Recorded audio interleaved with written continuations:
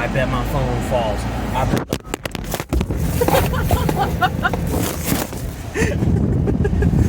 Fuck! Bruh. Hi everyone, it's Mr. Recording Voice here, driving my lovely vehicle today.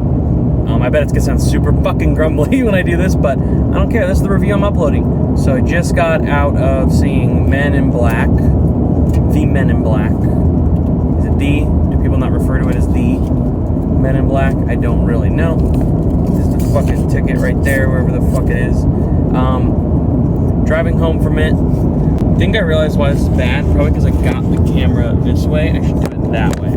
That is so much fucking better. Men in Black.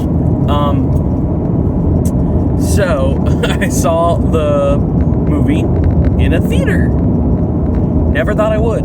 I love Fathom events for a few reasons. You get to see some shit that you just don't think you would ever see in a theater.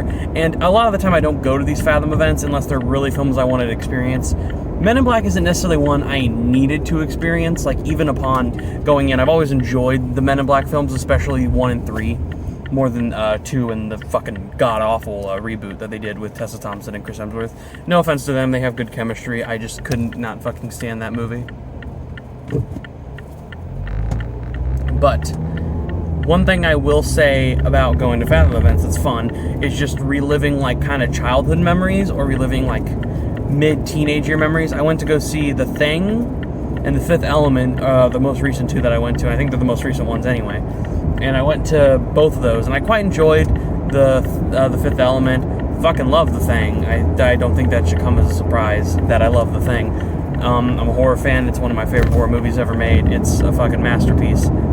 Coming to Men in Black, I was, like, curious how it'd be on a revisit. After the whole Will Smith scenario, I've just kind of been like, you know, I don't know. Awkward? It's always awkward. It's like, all I see is the guy that fucking screamed. And I know, like, I'm over the slap as, like, a whole controversy, ideally, but it's just, like, so weird. It doesn't affect the movie at all. This movie still holds up as a really funny film. Will Smith is goddamn hilarious in it.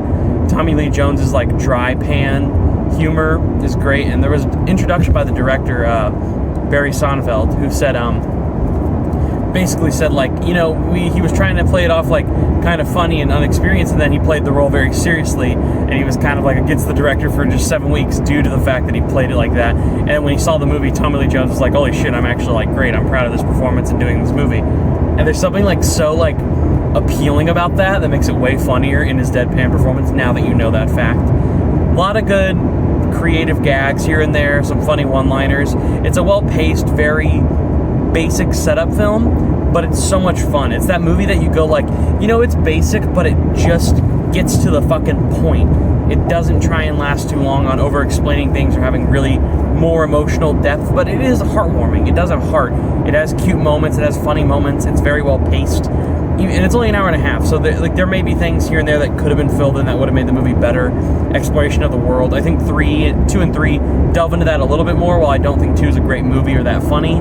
It delves into it well, but 3 really does. I think we get to expand that world even more, and the characters of J and K way more in that film.